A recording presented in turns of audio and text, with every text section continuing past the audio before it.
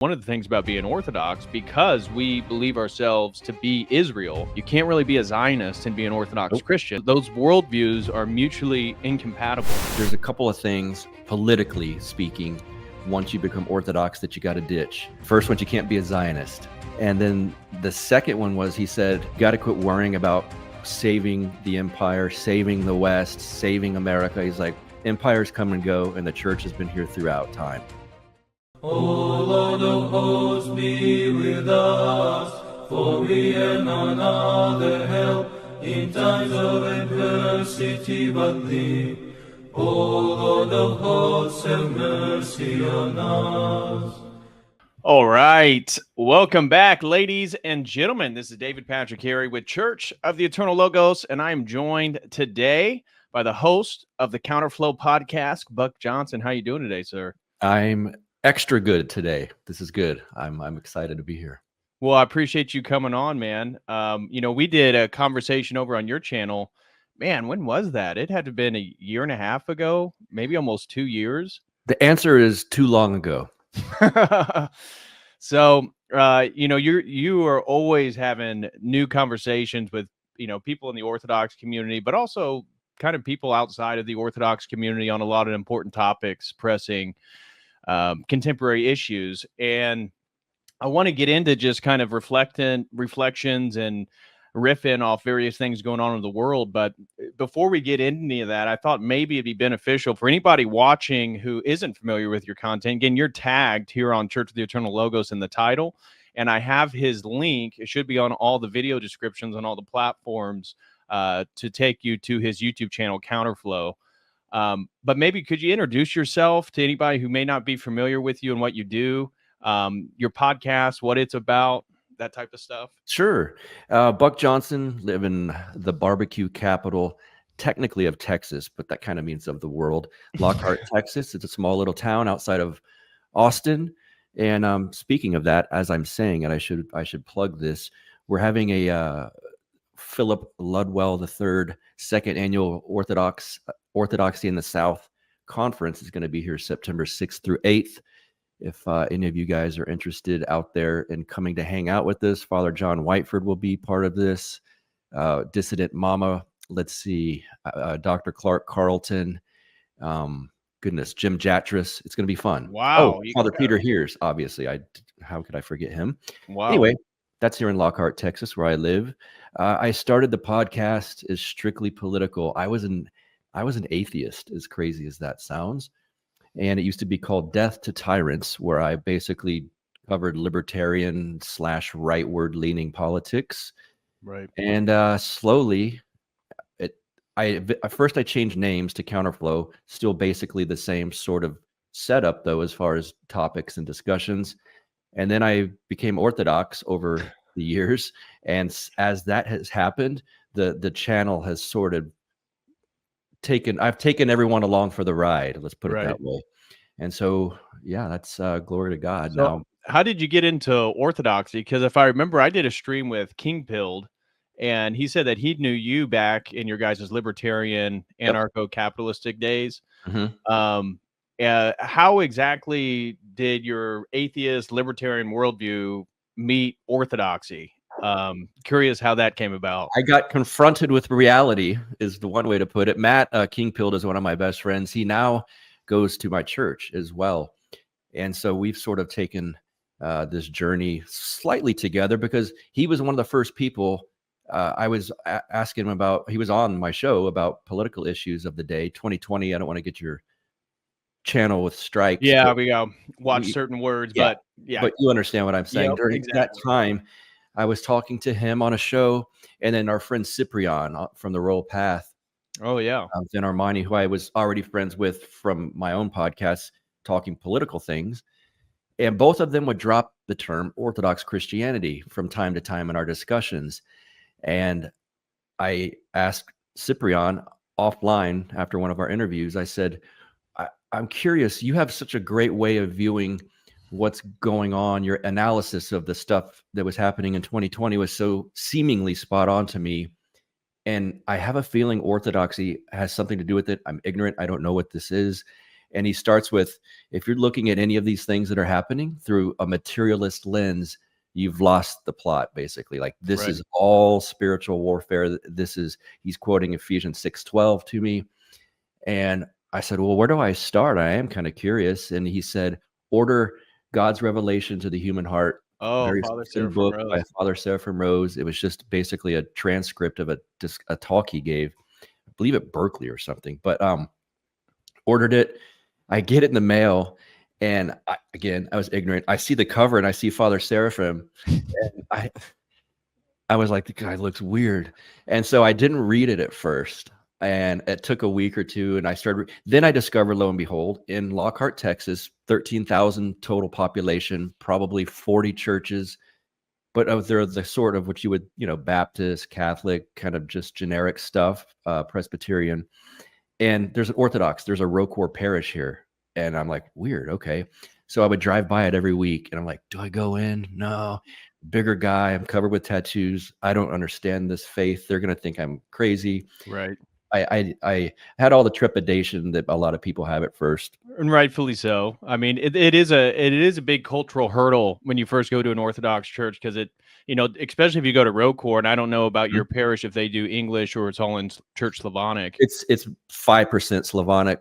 The rest is English. Yeah, my first experience was entire Church Slavonic. So I didn't understand much of anything when I first went to an actual liturgy, although I had been reading a lot about the theology and the history of the church. So I wasn't totally naive or ignorant, but still, as a Westerner, there's a cultural hurdle, especially if you move into an ethnic parish. So that's totally understandable. And I've always been a little bit, my politics are what you would consider fringe, and I kind of look different, and I just was like, they're going to think I'm weird. I read the Father Seraphim book, and my mind was my heart really was blown away. I was literally could feel my chest getting hot as I read it. And I was like, why? This is so much different. I've been an atheist. I started to call myself agnostic because I realized the futility of saying, like, I know there's no God. And I'm like agnostic about this, but this is way different than any sort of Christianity that I grew up with. John Hagee's church is where I went as a teenager. Who's the biggest Zionist among us. Right. And so I was like, this is great. I love this stuff. And then lo and behold, I thought these were coincidences. They're not. Someone reached out to me on Twitter and DM'd me, who followed me from the show. And he said, hey, I heard you mention that you live in Lockhart. I'd like to invite you to my Orthodox parish in Lockhart. And I was like, what? Who is this? And he just said, I live about an hour out, but that's the church I'd go to. And I was like, well, that's weird that you sent this, because I've been driving by it and you had no clue. He's like, no, I like your content and I'm Orthodox. I just wanted to invite you. And I'm like, well, I just read Father Seraphim Rose. And I'm nerding out. Like, I read this guy. Do you know him? And he's like, yes, of course. He's my family's. We call him our patron saint for my family. And he said, there's an icon of him on the wall in the parish. And he said, just so you know, these can't possibly be coincidences that I have felt the urge to reach out to you. So lo and behold, I emailed the priest. What do I wear? What do I do? And he said, just come. Don't worry about what you're going to wear. Just dress like you always dress. Come to the liturgy. And that's where I started. And they were super cool. Afterwards, the priest said, so I hear you have a podcast. And I'm still like, oh no. And he goes, just so you know, no one hates the commies more than the Orthodox. And I was like, oh, really? Okay. And he's like, yeah, I'm afraid that Tucker Carlson's going to say that I'm too far to the right. And I was like, oh, okay, I'm comfortable. And so it was quickly a warmed up affair. Now, have you gone to Father Moses's parish? Is that the Rocor? It's not. He's about an hour from me. I've been to it with him, like to show me around. Father Turbo and Father Seraphim, Father Seraphim from North Texas in Dallas. I forgot his last name for a second, but I was with the three of them, and Father Moses wanted to show us his parish, so I went in there and it's beautiful. Looked around, but I've not been to a liturgy there. Oh, okay. Because go back and forth with Father Moses sometimes, and he mentioned, "Oh, you know, Buck's down here, and he lifts weights too. We got to get an we got to get an Orthodox group together to go Yep. lift." Yeah, man, when I met him, when Father Turbo took me, they're old friends. So Father Turbo and I went to his house, and he's in his garage gym blasting metal or hardcore and Yeah, just throwing like weight. I mean, I can lift more than your average person, but I can't lift what he was lifting. right. I was like, holy, he's full sleeve tattooed. And I'm like, this is a priest? Wow. Okay. And he's intense. You know, he's kind of like Alex Jones in person. He's just kind of aggro, he's jacked. He's great. Yeah, he's awesome. Yeah, he is awesome. Well, I'm curious, you know, what was your experience growing more in the faith? Because I want to connect all this stuff because I want us to riff and kind of discuss a lot of the things happening around the world right now. And I agree with you that, and I would imagine many of the people in the live chat too, that once you become Orthodox and you look at global events from the spiritual frontima of the church, everything begins to fall into the categories and make a lot more sense. But there is a mystery there. And I always talk about, you know, when Christ heals the blind and for one of them gives a man who was born without eyeballs eyes to see with. This is in a sense, a reality, but also a sort of mystical metaphor for our relationship with Christ.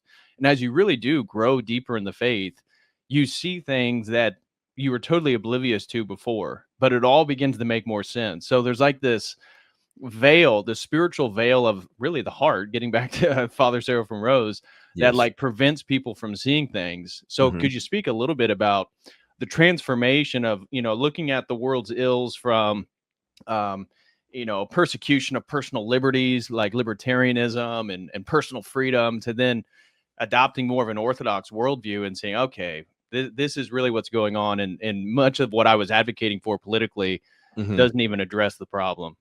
Right. And it's interesting because there is, I think I did an episode with Julie from the Mystic Sisters and Matt from Kingpilled, where we talked about the libertarian to Orthodox pipeline. And it makes sense to me that that exists because, like Father Turbo always says, seek truth. You will, if you really, really seek truth, you will find Christ and you will be Orthodox at some point. And Right. I think a lot of us in the libertarian sphere were obviously looking for. So you're already used to maybe let's push back against the conventional dialectics, and I think orthodoxy ultimately does. It's a dialectic smasher, I think. Yeah. And you know, the royal path, don't get pulled to the right, don't get pulled to the left. It doesn't necessarily mean politically, but you can use it in those terms. And I think it just, you start to see Made maybe by Jim Bob just said he's a product of the libertarian to ortho pipeline as well. there's a lot of us, and it just makes sense because you already aren't super dug in on, well, here's how things have to, you just don't fit into the dialectic. You just don't. And I think we still have to be careful, and orthodoxy helps me do that, to not get swayed.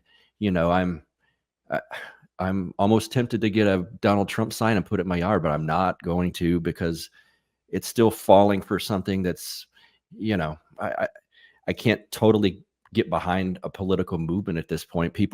We were called post-libertarians, a group of us, and we got attacked a lot. I mean, I got personal phone calls getting yelled at by Libertarian Party members saying like, you're abandoning us or you're turning your back. And it's like, my identity is no longer a political label. Right. It's like, why? Because anytime you get that on yourself, it's like, I'm a Republican. It's like, we're really like Mitt Romney. No, there's too many things to explain. And while, yes, we have issues within the Orthodox Church, it's much more comforting and settling to myself to say I'm an Orthodox Christian. And that's my only label that counts. Right. And it already fills in many political positions, if you will. I mean, it doesn't really address what economic structure you prefer or Sure. you know, monopolization of capital, this type of stuff. But when it comes to all the social issues, certainly so. And you know, and Father Turbo has been very frank, and he mentioned again in our last interview, you know, one of the things about being Orthodox, because we believe ourselves to be Israel, you can't really be a Zionist and be an Orthodox Nope. Christian. Those worldviews are mutually incompatible. Yes, yes. It's so he said that, and I clipped it and I played it over. I put on Twitter. It's so important. He told me that too. He said there's a couple of things politically speaking, once you become Orthodox that you got to ditch. And the first one, you can't be a Zionist. And then the second one was, he said, he's put this out there before, so Right. I don't feel like I'm giving private advice out, but he said, you got to quit worrying about saving the empire, saving the West, saving America. He's like, empires come and go, and the church has been here throughout time. Right. And so don't be so concerned with how to politically save this country, because it's not going to happen. Right. Well, and that's actually brings up, it's a good segue into one of the topics I wanted to reach out to you, because you're pretty active on X and got a feel for the cultural zeitgeist amongst Gen Z, millennials, Gen X, that type of thing. And one of the things that's emerged in the last few days, and there's a lot of topics I want to get your perspective on, but Fuentes and the Groypers have gone to war with the Trump administration, or the Trump campaign. I guess not the administration, but his campaign. And just to give credence, certainly I agree that there's a lot of strange hirings, a lot of sort of boomer political positions in the Trump campaign, and doesn't seem like they're making in certain points the right decision. But Fuentes is also I've never been really critical of Fuentes, even though he's blocked me on all the social medias because I made a comment about the juvenile tendencies of Groypers. Yes. Just He generally blocked speaking. you, huh? Yeah, and I got blocked and never engaged with the guy. Wow. But he has he's very articulate, and he has a lot of political opinions that maybe, in certain degrees I would agree with, but Right. his it doesn't seem like his theology really informs his politics, which is getting back to what the advice that Father Turbo gave you as Orthodox Christians. Our faith informs whatever political position that you think you have, or your political ideology. But he's been saying things that are seemingly supportive of Kamala. Oh, goodness. Have you seen that lately? Oh, this No, was I knew that he was out there, knocking Trump in that campaign. I didn't know has he gone that far? he said that. Well, he said there's multiple things that he likes about Kamala. He's referred to himself as a brat. God. That he's he again, any children listening, earmuffs. But in a recent video, he called himself a bratty little messy bitch. Called himself that. And this has come out that recently it's been discovered that he's part of a dollhouse. I'm not familiar with it. It's like a dollhouse private group on X for transgender women. So men that present themselves as women. And I guess it's been discovered that he was following or supportive of this group or something. And of course, the whole Catboy fiasco, that was like a few years ago. But, the fact that he's still an unmarried guy, he makes fun of Groypers that have wives and children that have other priorities beyond the Groyper movement. And it does, to me, in my perspective, doesn't seem like he's actually contributing much to an overthrowing of the spiritual dynamics that are at work in America, right? It seems like he's part and parcel of the problem. But I was curious what your take is on, Groyper, the Groyper War, Trump, and then unfortunately, I talked about this with Father Turbo, and we have to be careful because we're on YouTube, but, the Austrian painter, he has grown to fame in recent years amongst, again, a lot of the younger guys, Gen X and stuff like that, as being edgelords on X. What's your thoughts on that whole dynamic? To put it bluntly, and I'm not trying to be judgmental or offensive, but I think it's stupid.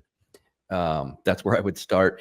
Those guys that are so like the Groypers, and they're like reactionaries to the Zionist, we'll put it in nice terms, Zionist stuff. There's a way to go about understanding why Zionism is a thing and what the real Israel is versus the state of Israel without becoming edgelords. You almost start to, when you're reactionary like that, and I mean quite literally reacting to it, not just in the political term reactionary. Right. You're giving that, it's almost like let's call it, the Zionists are you're putting them like idolatry in an idolatrous way, almost by you're putting them in the front seat and you're reacting like, oh, don't turn, no, don't do this. Like, quit giving them so much power. Libertarians do the same thing with the state. They spend so much time focused on the state. It's like, dude, you're making an idol of this thing. Like, let it go. And so unfortunately, the Groypers are obviously not following a royal path. You can edge lord yourself into believing some of the stuff from the Austrian painter, if you will.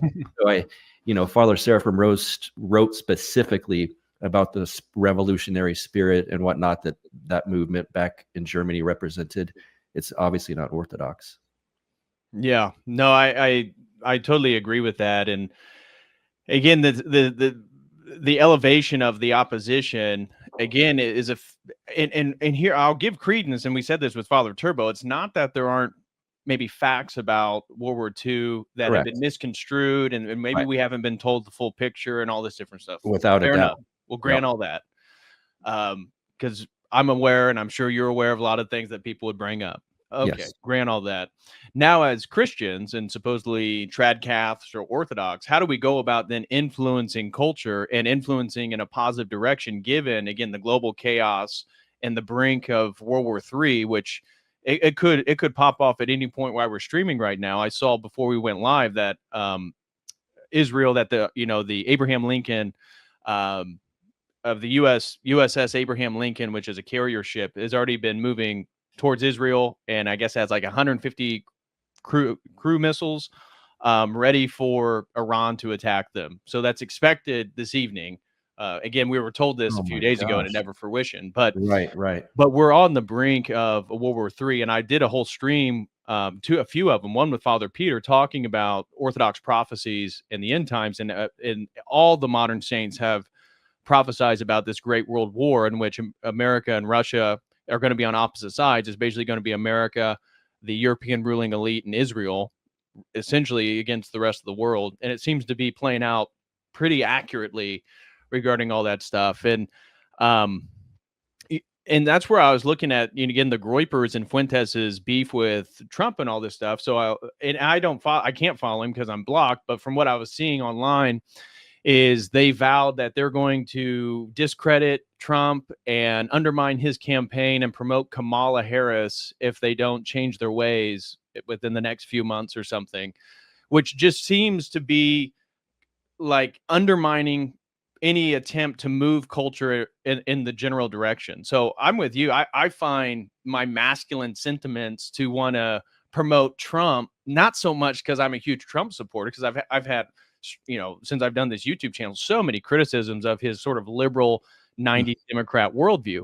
Yes. However, at the mimetic level of culture, it's like you want to use him as a blunt force object just because the reaction he gets. Yes. And so whatever Trump is, and we can all agree about the Zionism, and that's what I worry about his administration, that if he is elected, that it seems like to me, Trump potentially would be very likely to even go further into war against Iran on behalf of Israel. Now, he did post that letter from the president of Palestine a couple of weeks ago when Netanyahu was in the U.S., which was a real, just say a jab at Netanyahu, so to speak, in regards to power. So there's that, and that's more so than we've seen out of Biden or Kamala Harris. I mean, the whole establishment is Zionist, so that's where it doesn't make sense that if you were the Groypers and Zionism's the biggest enemy, either candidate is controlled by the same lobbyist group. They're getting money from the same places. Why would you undermine something that you would agree is a sort of boomer 90s Democrat MAGA platform? Why would you want to undermine that? And again, given the state that America, it doesn't make any sense. It doesn't seem like it's a long-term strategy. That just makes zero sense to me. It seems like he's really extremely short-sighted. Spencer. Yes, right. It's immature. It's, I mean, I don't understand if he's going to take himself seriously or want to be taken seriously, Nick Fuentes, that is, to even allude to any sort of support for the absolute biggest joke of a candidate in my lifetime would be I would assume, detrimental to your future of trying to influence people or have a following, because I mean, that's absurd. The stuff that's coming out about her, there's the propaganda is so weak now. I think that's a great sign. It should be a white pill for people, that they're literally trying to make her look appealing or popular. And oh man, Trump's low energy, but look at her. That's the AI picture has now been busted. Um, this is such a ridiculous amount of propaganda that's not good. At least, if anything, 2020 stuff, some of that propaganda was good. It worked.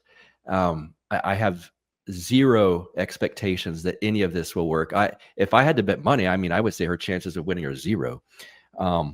But you never know. I understand. But I agree with you. And my biggest hesitancy is, one, I don't see the political establishment allowing Trump back in office. So I agree. The support, the vast majority of Americans, they're behind Trump. If there was a legitimate election, I think it would win the landslide. But election integrity, which we have to be careful talking about on YouTube, I'm skeptical of considerably. And I just do not see a scenario in which they would allow him to have any sort of political power again at all. And especially anybody that he may or may not put into positions of power, which he was terrible at during the first administration. God willing, if he was president, he'd be better at a second time around. But I just don't see how it could potentially, like, I just don't see a future in which they allow him to be president, like another Trump inaugurate. I just don't see it. I don't think it's possible. They certainly don't want it. I mean, I happen to have been watching that thing he was doing live when the assassination attempt happened. And I was, it's kind of hard to, it took me a few minutes to even grasp what I just witnessed. And obviously, that was an attempt to end this situation, this Trump train, if you will. Right. I have this feeling that they just won't be able to, let's say, fortify it enough for her. It's kind of like, as a long-time Raiders fan, we'd always have to say, you have to just be a little bit better than the refs. And so I think that Trump will have enough of margin for outside of it won't be close enough for them to rig that. That's my guess. I don't know that. I spoke with Charles Haywood a few weeks ago on my episode, and his prediction is that Trump wins. There will ultimately be some sort of legit attempted coup, like in public, that we all see. It will fail, and then he will take office in January. So if that plays out that way, well, let's hope. I suspect there'll be another assassination. I mean, I don't know if you saw some of the latest on Thomas Crooks, but now we know for a fact that he was training at a facility there in Pennsylvania that trains DHS and various federal agents. And they know for a fact that it was like just below 50 on 50 occasions. It was like 47 or something. So don't quote me. You have to fact check me, but it's in the high 40s that he was present. He even spent Christmas and last Easter at this facility doing shooting. He exclusively shot rifles. He apparently had very, very little training with handguns. And the point that this has come out really through tracking cell phone data to figure out where people move has demonstrated that clearly the federal authorities would have had to have known who he is, because he's going and training at their facilities. Yeah. So yeah, my personal opinion was that it is a federal attempt on Trump, and that they were going to blame it on Iran, and this was going to galvanize Trump supporters to want to go to war and support the war against Iran. Yes. And so now that, again, what appeared to, in my opinion, maybe other people disagree, it failed, and therefore that Iran narrative is struggling, but Trump in a way is falling right into it, because he said, if I'm assassinated, we need to wipe Iran off the map. Well, dude, it's not Iran. Right. Like, what are you talking about? Come on, dude. Right. Like, that's part of that boomer. It is those boomer dialectics, right? And so it's like he fell right back into it. It's coming from inside the house. Someone needs to tell him this. And he's such a unique individual, and I'm not using the term weird like that propaganda came. Oh, they're weird. It's like, enough with that word. But he is so unique in that he seems unshakable, unflappable. Like, right. Even in the midst of the assassination attempt, like, God, I mean, I don't know that I would be able to stand up Right. immediately. Like, I'd be No, thinking, like, where's the other shot coming from? and I think that's why he's such a powerful mimetic figure. And that's Yes. where I think that if you're a traditional Christian, you have to think a little bit further afield and see how he is shifting the Overton window, creating new political dialogue, you Yes. know. So there's a lot of other factors that are emerging despite his Zionist, again, 90s Democrat platform. There's a lot of other things that are happening. And again, just sort of that alpha masculine, whether you think he's an alpha or not, it's just the way that he's He is. depicted. I mean, I think it was really badass to say fight, fight, fight Yep. after he had, like, that's awesome. And that is a monumental political moment. But of course, we see that it's already been wiped out of the media landscape. Nobody will even mention it now. Mm-hmm. But He has a very interesting talent, and I don't think at least that he's dialed this in on purpose, but he has a talent that seems natural to be in a situation where everyone else unmasks themselves and shows you who they actually are. It happened the second he got elected. And, you know, I started getting people that I knew, well, you liked Ron Paul, that's basically Trump. And they would not like me anymore. And it's like, well, I'm glad I see who you really are now. But no, and I will give him that. I agree with you totally. And I think one of the most redeeming factors of Trump is that he's just authentic. Mm-hmm. Like, he's authentically Trump. Now, again, it comes with baggage, and as an Orthodox Christian, there's certainly major things that I disagree with, but he's just himself, which is such a sort of a nuclear bomb against the facade of the political structure, because everybody's so inauthentic, and because he doesn't play by those rules, it forces them to reveal themselves. Yes, and I didn't like him, by the way. In 2016, I was still very firmly in the libertarian world.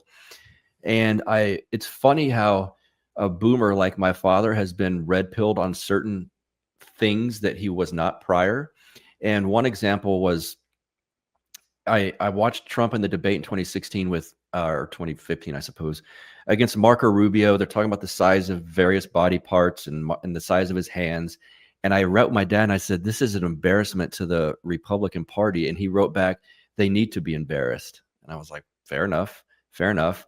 Then he gets, my dad got a subscription notice for it's a neocon magazine. I can't think of it off the top of my head, but it's the biggest neocon magazine in the history of this country.